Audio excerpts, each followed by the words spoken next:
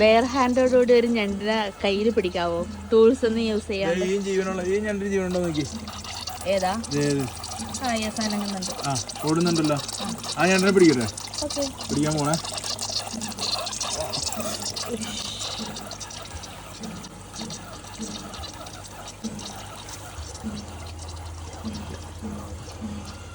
അതെന്താ ഇറുക്കാത്തെ? ഗൈസ്, ഇത് വാട്ടർ ക്രാബാണ്. നിങ്ങളിത് നോക്കിയേ, താഴുന്നുണ്ടോ? ഇത് കണ്ടോ? ഇതിനെയാണ് വാട്ടർ ക്രാബ് എന്ന് വിളിക്കുന്നത്.